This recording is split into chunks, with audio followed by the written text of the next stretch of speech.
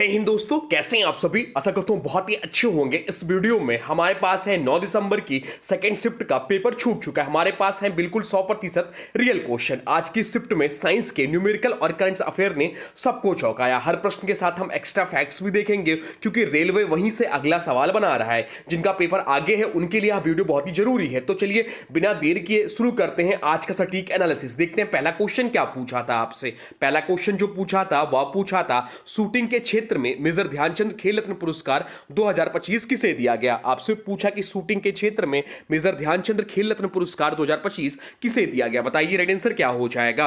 Right answer हो जाएगा option सी मनु भाकर। यह रिपीटेड प्रश्न है। ऑप्शन सी इस प्रश्न का राइट आंसर हो जाएगा। डी गुकेश को शतरंज में मिला। डी गुकेश ये भी एग्जाम में पूछ सकता है, तो इन्हें शतरंज के क्षेत्र मिला। हरमनप्रीत सिंह को हॉकी में मिला। परवीर कुमार को पैरा एथलीट में मिला।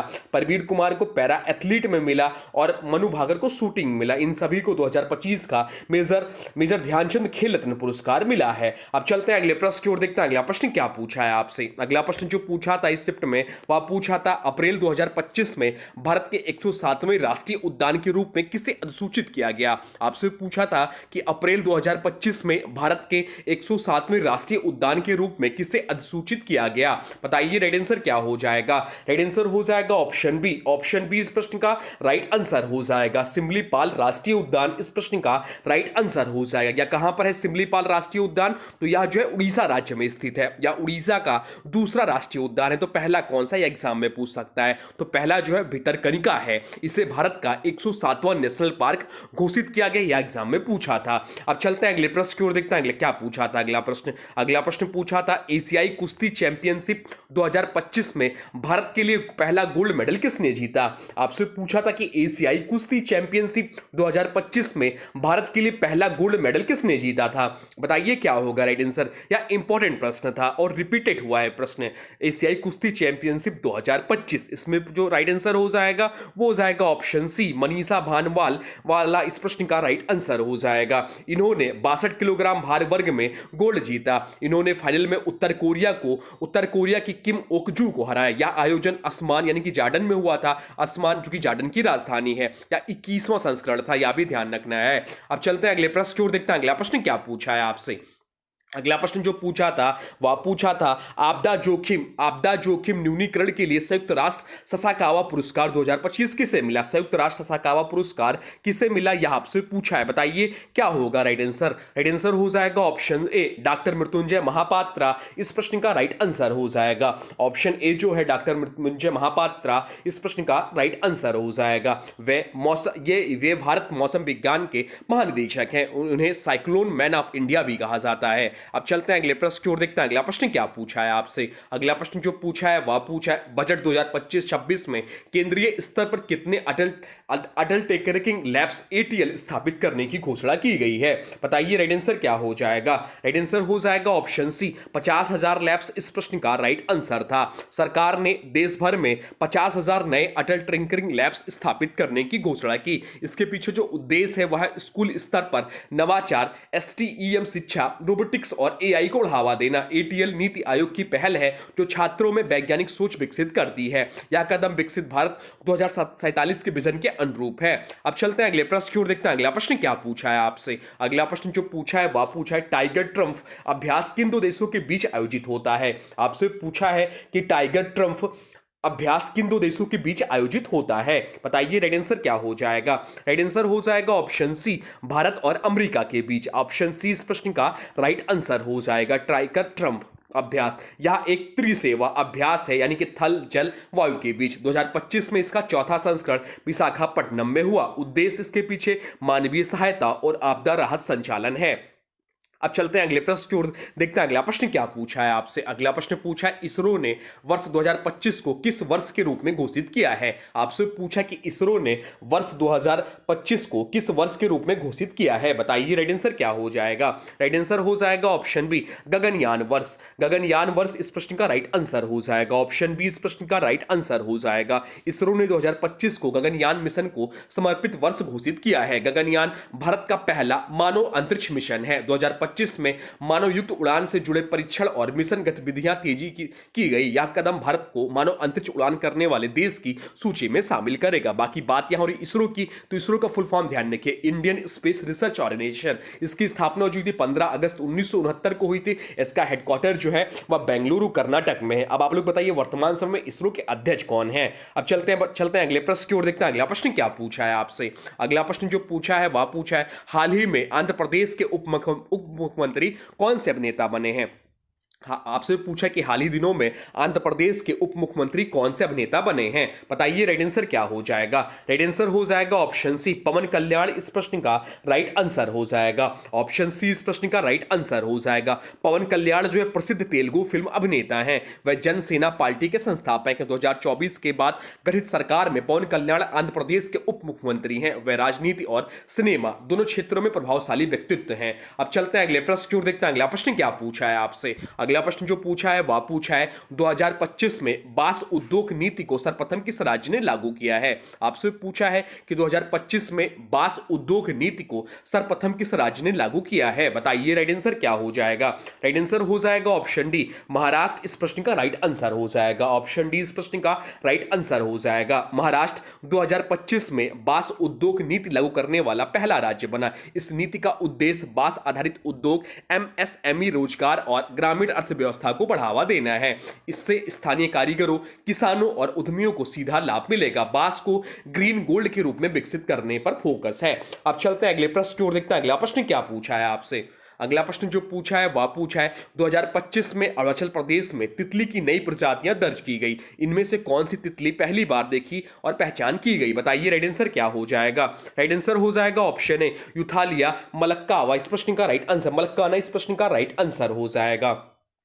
2025 में अरुणाचल प्रदेश में 4 नई तितली प्रजातियां दर्ज की गई। इसमें यूथालिया मलक्काना को पहली बार भारत में देखा और दर्ज किया गया। अरुणाचल प्रदेश भारत का सबसे समृद्ध बटरफ्लाई बायोडायवर्सिटी क्षेत्र माना जाता है। अब चलते हैं अगले प्रश्न की ओर, देखते हैं अगला प्रश्न क्या पूछा है आपसे। अगला प्रश्न जो पूछा है वह पूछा है, कम वर्षा और तेज हवाओं वाले क्षेत्रों में सिंचाई की कौन सी विधि सबसे उपयुक्त है। बताइए क्या राइट आंसर हो जाए। कम वर्षा और तेज हवाओं वाले क्षेत्रों में, तो इसका राइट आंसर हो जाएगा ऑप्शन सी, ड्रिप सिंचाई। ऑप्शन सी इस प्रश्न का राइट आंसर हो जाएगा।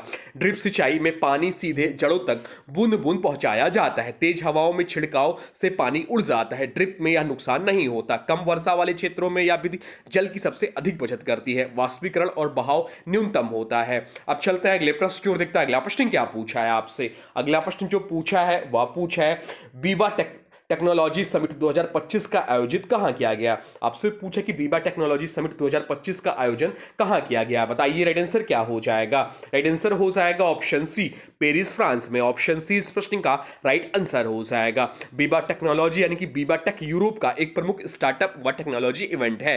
यह आयोजन हर वर्ष पेरिस फ्रांस में होता है। इसमें AI startups, deep tech, digital innovation पर फोकस रहता है। सरकारी प्रतिनिधि, वैश्विक कंपनियां और स्टार्टअप इसमें भाग लेते हैं। अब चलते हैं अगले प्रश्न की ओर, देखते हैं अगला प्रश्न क्या पूछा है आपसे। अगला प्रश्न जो पूछा है वह पूछा है, अहिल्याबाई होलकर की 300वीं जयंती के अवसर पर शुरू किए गए आदिशक्ति अभियान के संदर्भ में बताइए अहिल्याबाई होलकर का गांव या जन्म स्थान क्या था। बताइए राइट आंसर क्या हो जाएगा। राइट आंसर हो जाएगा ऑप्शन बी, चौंडी इस प्रश्न का राइट आंसर हो जाएगा। अहिल्याबाई होलकर का जन्म चौंडी गांव में हुआ था। चौंडी गांव महाराष्ट्र के अहमदनगर जिले में स्थित है। महेश्वर इनकी राजधानी थी, जन्म स्थान नहीं। इनकी 300वीं जयंती पर आदिशक्ति अभियान की शुरुआत की गई है। अब चलते हैं अगले प्रश्न की ओर, देखते हैं अगला प्रश्न क्या पूछा है आपसे। अगला प्रश्न जो पूछा है वह पूछा है, भ्रष्टाचार धारणा सूचकांक। या कल भी प्रश्न आया था, पहले शिफ्ट में भी प्रश्न आया था, या इसमें भी पूछा गया। भ्रष्टाचार धारणा सूचकांक 2024 में अमेरिका का स्कोर क्या रहा। बताइए राइट आंसर क्या हो जाएगा। राइट आंसर जो हो जाएगा वो आप लोग कमेंट बॉक्स में लिख दीजिए। राइट आंसर हो जाएगा ऑप्शन सी, 65 इस प्रश्न का राइट आंसर हो जाएगा। अमेरिका का स्कोर 65 रहा। भारत का स्कोर जो था वो 38 था। रैंक जो इसकी थी वो 96 रैंक थी 180 देशों में। डेनमार्क पहले स्थान पर है, इसका स्कोर जो रहा 90 था। 0 स्कोर का मतलब बहुत भ्रष्ट और 100 का मतलब बहुत साफ होता है। अब चलते हैं अगले प्रश्न की ओर, देखते हैं अगला प्रश्न क्या पूछा था। अगला प्रश्न जो पूछा था वह साइंस से था। निम्न में से कौन सा संतृप्त हाइड्रोकार्बन है? आपसे पूछा कि निम्न में से कौन सा संतृप्त हाइड्रोकार्बन है, बताइए राइट आंसर क्या हो जाएगा। राइट आंसर कमेंट बॉक्स में लिख दीजिए। तो राइट आंसर जो हो जाएगा वो हो जाएगा ऑप्शन डी, ब्यूटेन इस प्रश्न का राइट आंसर था। ब्यूटेन संतृप्त हाइड्रोकार्बन वह होते हैं जिनमें केवल एकल बंध पाए जाते हैं, ये एल्केन कहलाते हैं। समान सूत्र जो होता है CnH2n+2 इनका समान सूत्र होता है। ब्यूटेन एक एल्केन है, CH4S10, इसलिए संतृप्त हाइड्रोकार्बन है, इसलिए यह संतृप्त हाइड्रोकार्बन। बाकी बेंजीन, एंथीन और प्रोपीन में डबल या ट्रिपल बॉन्ड होते हैं, इसलिए असंतृप्त हैं। अब चलते हैं अगले प्रश्न की ओर, देखते हैं अगला प्रश्न क्या पूछा है आपसे। अगला प्रश्न जो पूछा है वह पूछा है यदि किसी व्यक्ति का पृथ्वी पर द्रव्यमान 96 kg है तो चंद्रमा पर उसका द्रव्यमान क्या होगा, यह आपसे पूछा था। बताइए राइट आंसर क्या हो जाएगा। राइट आंसर हो जाएगा ऑप्शन बी, 96 इस प्रश्न का राइट आंसर था। चलिए बताते हैं क्यों 96। ध्यान रहे द्रव्यमान कभी नहीं बदलता। क्या ध्यान रखना है आपको कि द्रव्यमान जो है या कभी नहीं बदलता, चाहे आप ब्रह्मांड में कहीं पर जाएं। इसलिए 96 kg पृथ्वी पर है तो चंद्रमा पर भी 96 kg रहेगा। अगर भार पूछा जाता तो यह 1/6 होता, यानी 16 kg इस प्रश्न का राइट आंसर होता अगर यहां पर भार पूछा गया होता। अब चलते हैं अगले प्रश्न की ओर, देखते हैं अगला प्रश्न क्या पूछा है आपसे। अगला प्रश्न जो पूछा है वह पूछा है फ्लोएम का मुख्य घटक कौन सा है जो भोजन का परिवहन करता है। आपसे पूछा है कि फ्लोएम का मुख्य घटक कौन सा है जो भोजन का परिवहन करता है, बताइए राइट आंसर क्या हो जाएगा। राइट आंसर हो जाएगा वो हो जाएगा ऑप्शन ए। ऑप्शन ए इस प्रश्न का राइट आंसर हो जाएगा चालनी नालिकाएं। ऑप्शन ए इस प्रश्न का राइट आंसर हो जाएगा। फ्लोएम पौधों में भोजन जैसे शर्करा का परिवहन करता है। फ्लोएम के घटक चलनी नलिकाएं, सहचारी कोशिकाएं, फ्लोएम रेशा और फ्लोएम पेरेन्काइमा है। इनमें चालनी नलिकाएं भोजन के मुख्य परिवहन मार्ग हैं। भोजन का परिवहन दोनों दिशाओं में हो सकता है, ऊपर से नीचे। बाकी विकल्पों की बात करें तो टैक्टिड्रस या जाइलम का भाग है, जल परिवहन करते हैं। वाहिकाएं ये भी जाइलम के घटक हैं और जाइलम फाइबर सहारा देते हैं, परिवहन नहीं। अब चलते हैं अगले प्रश्न की ओर, देखते हैं अगला प्रश्न क्या पूछा है आपसे। अगला प्रश्न जो पूछा है वह पूछा है यदि वस्तु का द्रव्यमान 5 kg है और तुरंत 2 मीटर प्रति सेकंड स्क्वायर कार्य कर रहा है तो उस पर लगने वाला बल कितना होगा, बताइए राइट आंसर क्या हो जाएगा। राइट आंसर हो जाएगा ऑप्शन सी, 10 न्यूटन इस प्रश्न का राइट आंसर हो जाएगा। चलिए जान लेते हैं क्यों 10 न्यूटन। तो न्यूटन का दूसरा नियम हम लोग जानते हैं, न्यूटन का दूसरा नियम जो है F बराबर ma होता है। F बराबर ma होता है जहां पर m द्रव्यमान a त्वरण होता है। दिए गए मान, अगर दिया गया मान रखें तो m जो दिया हुआ था वह आपका दिया हुआ था 5 kg। m जो दिया हुआ था वो 5 kg दिया हुआ था, त्वरण जो होता 2 मीटर प्रति सेकंड स्क्वायर दिया था। जब इसकी गणना करेंगे तो आ जाएगा 10 न्यूटन और बल की SI इकाई क्या है, न्यूटन है होती है। अब चलते हैं अगले प्रश्न की ओर, देखते हैं अगला प्रश्न क्या पूछा है आपसे।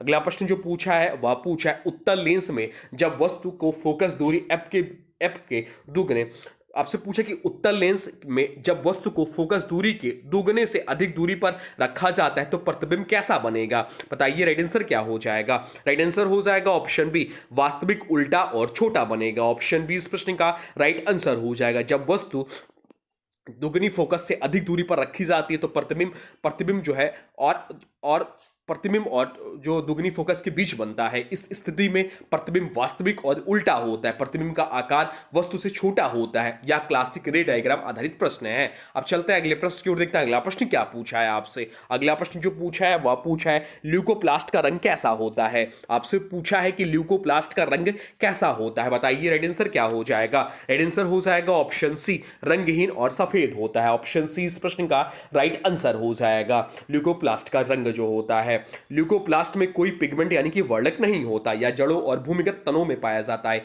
इसका काम स्टार्च, प्रोटीन और तेल का भंडारण करना है। अब चलते हैं अगले प्रश्न की ओर, देखते हैं अगला प्रश्न क्या पूछा है आपसे। अगला प्रश्न पूछा एडेनोसिन ट्राइफॉस्फेट एटीपी का निर्माण किस में होता है, बताइए राइट आंसर क्या हो जाएगा। राइट आंसर जो हो जाएगा वो हो जाएगा ऑप्शन सी, माइटोकॉन्ड्रिया इस प्रश्न का राइट आंसर हो जाएगा। ऑप्शन सी इस प्रश्न का राइट आंसर हो जाएगा। एटीपी को कोशिका की ऊर्जा मुद्रा कहा जाता है। एटीपी का अधिकांश निर्माण माइटोकॉन्ड्रिया में कोशिकीय श्वसन के दौरान होता है। माइटोकॉन्ड्रिया को इसलिए powerhouse of the cell कहा जाता है। यहां ऑक्सीडेटिव फास्फोरिलाइजेशन की प्रक्रिया होती है। अब चलते हैं अगले प्रश्न की ओर, देखते हैं अगला प्रश्न क्या पूछा है आपसे। अगला प्रश्न जो पूछा है वह पूछा है ठोस, द्रव और गैस में ध्वनि की चाल का सही घटता क्रम क्या है, बताइए राइट आंसर क्या हो जाएगा। राइट आंसर हो जाएगा ऑप्शन सी, ठोस फिर द्रव में फिर गैस। ऑप्शन सी इस प्रश्न का राइट आंसर हो जाएगा। ध्वनि जो है सबसे तेज ठोस में चलती है क्योंकि कड़क पास होते हैं। गैसों में ध्वनि की चाल सबसे कम होती है। तो इसमें घटता क्रम पूछा था, इसलिए ठोस, द्रव फिर गैस राइट आंसर हो जाएगा। अब चलते हैं अगले प्रश्न की ओर, देखते हैं अगला प्रश्न क्या पूछा था आपसे। अगला प्रश्न जो पूछा था वह पूछा था द्रव्यमान संख्या हमेशा किसके बराबर होती है। आपसे पूछा है कि द्रव्यमान संख्या जो है हमेशा किसके बराबर होती है। बताइए राइट आंसर क्या हो जाएगा। राइट आंसर हो जाएगा option C, proton plus neutron के योग के बराबर। ऑप्शन सी इस प्रश्न का राइट आंसर हो जाएगा। द्रव्यमान संख्या को ए से दर्शाते हैं, या परमाणु के नाभिक में उपस्थित कुल प्रोटॉन और न्यूट्रॉन की संख्या होती है। इसका सूत्र जो होगा ए बराबर जेड प्लस एन, यानी कि प्रोटॉन प्लस न्यूट्रॉन होगा। इलेक्ट्रॉन का द्रव्यमान बहुत कम होने से द्रव्यमान संख्या में शामिल नहीं किया जाता। अब चलते हैं अगले प्रश्न की ओर, देखते हैं अगला प्रश्न क्या पूछा है आपसे। अगला प्रश्न जो पूछा है वह पूछा है पीएच स्केल का रेंज आमतौर पर कितना होता है। आपसे पूछा कि पीएच स्केल का रेंज आमतौर पर कितना होता है। बताइए राइट आंसर क्या हो जाएगा। राइट आंसर हो जाएगा ऑप्शन सी, 0 से 14। ऑप्शन सी इस प्रश्न का राइट आंसर हो जाएगा।